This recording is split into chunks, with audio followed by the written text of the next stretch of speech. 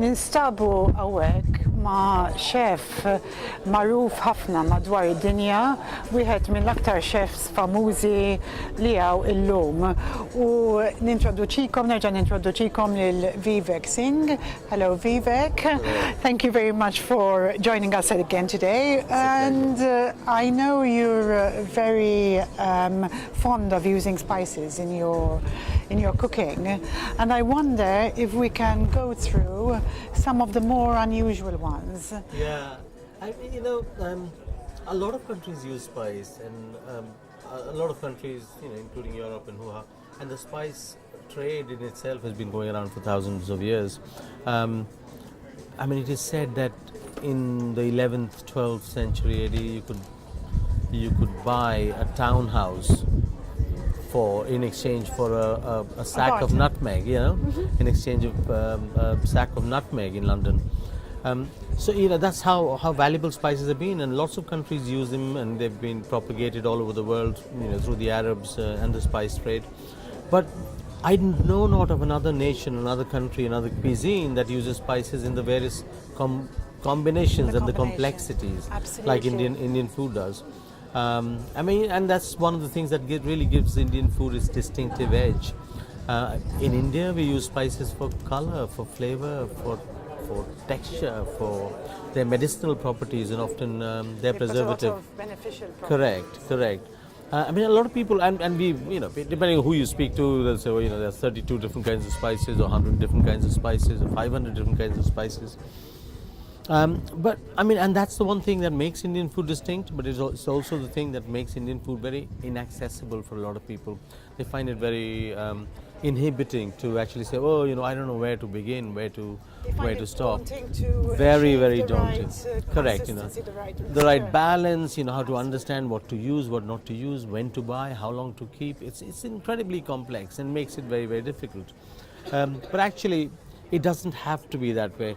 So if you look at these 5 spices right at the front, right from sort of ground red chilies to fennel to coriander to ground turmeric and to cumin seeds. These 5 spices, perhaps the 6th one, if you had to have one, is maybe black peppercorn, which is again used everywhere.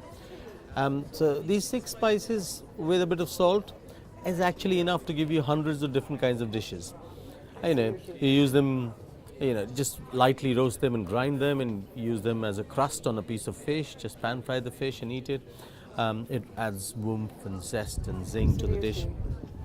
In fact, these spices are very commonly used in Malta itself. Yeah. Whereas as we come here to correct, end, yeah. You're going to have to show us a bit more. No, absolutely. So in India, we feel we often think of spices and think about spices with the health benefits that they have. So, for example, we know of cumin to aid digestion, of turmeric to be an antiseptic, of coriander to be an antipyretic, i.e. bring down the body temperature. So it cools you down. In a very, very hot climate, consuming a bit of coriander actually cools your body temperature down. In a very, very hot and humid environment, having chilies actually makes you sweat. So it builds almost like a natural air conditioner. So, of course, chilies are very good for a source of vitamin C too. And fennel, again, it's a mouth freshener, it's a digestive, it's a cooling, antipyretic qualities. So, all these spices, they all do something. Either they aid digestion or you build up your body's immune system. They all have a role. And it's just about sort of, using them in your everyday life, not necessarily as a cure, but almost as a prevention. Because Ayurveda teaches us to think of spices not as a cure for diseases, but almost as a prevention. So a mix of these spices every day to keep healthy. Correct. It's a part of your healthy diet and lifestyle. The next range of spices we see here. The next range of spices we have got here, so black cardamom and green cardamom, nigella seeds, cloves. Then there are mace and nutmeg and cinnamon, of course. You've got these. But we don't have this readily available here. No. We have nigella seeds. But black cardamom is essentially a poor man's cardamom, really. Really? So it's cheaper. It's used in bulk cooking. The flavors are more woody. Does it have less fragrant. seeds inside It has also? seeds exactly like green cardamom seeds, and often used in sweet making and desserts. So it's got this so slightly sticky and sweet seeds that impart a wonderful fragrance similar to cardamom.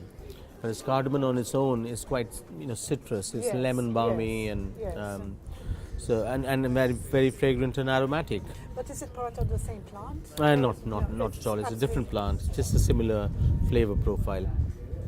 And then so when in India you have weddings where people are cooking for 2,000 people, 3,000 people, perhaps if you're not that rich and you don't have access to that much green cardamom, often recipes would substitute green cardamom with black. Things like cloves, nutmeg, mace. These are all the spices, the dry, black, sort of dry, hardy spices that the spice trade was based on. For thousands of years, people have made a lot of money and fortune on trading in these aromatic spices. These also go into making of a garam masala. A garam masala essentially is garam translating to hot and masala translating to mix. So it's a hot mix of spices. Hot not because it's hot on the palate, not like chili. Hot because it is heat inducing. So it's wonderful in cold climates, wet, miserable afternoons, evenings, nights, whatever you have. It's really warming and wonderful, fragrances. So each family or each individual would have their own mix. Correct. Yeah, they all have, and they all swear by their own recipes. They wouldn't believe that anybody else can have a better recipe for a garam masala than them. So that's the second grade of spices, slightly more expensive. Yes. However, they last a very long time. They're used in very small quantities, and often, as is the case with expensive spices, when you're using whole spices, you want to use them in hot oil. So they're always added at the very beginning into hot oil. So they splutter and pop and crackle, and they release their flavors. Release all the oils and flavors. All the oils and flavors into the oil, which then gets distributed equally throughout the entire dish. Whereas if you're using them in ground form, like a garam masala, then they're always used as a finishing spice. So that's how you never use expensive spices then cook for 2 or 3 hours, because you lose all the essential oils from there. Then we have another group of spices I like to call the sort of treasures. They're not cheap, they're not expensive, they're not cheap, they're not it's not like they are very difficult to get hold of. But very little is known of them, and they're used mostly in very specific regional recipes. Not everywhere, not everybody understands or uses them. So for example, mustard seeds. South India uses a lot of mustard seeds in their cooking, whereas in the north they don't use. They just use mustard oil, so they'll only probably use then we have something which is the dried fenugreek leaves, which is supposed to be an extremely good purifier of blood. You see, we don't find the leaves here. We find the seeds, the fenugreek seeds. Fenugreek seeds are amazing, really good blood purifier, and it lowers your cholesterol immensely. It's a great way of managing your blood sugar for those people that suffer from diabetes. It's almost the superfood of tomorrow. That's interesting to know. That's interesting. I have to address this dish because that dish il cannella u il-restaurant ta' Vivek jismu Cinnamon Club. So I have to, you understood that. Absolutely, we have to address this, and we have to also address this because I have never seen it before. Yeah. Oh, well, cinnamon is an integral part of the garam masala. It goes in.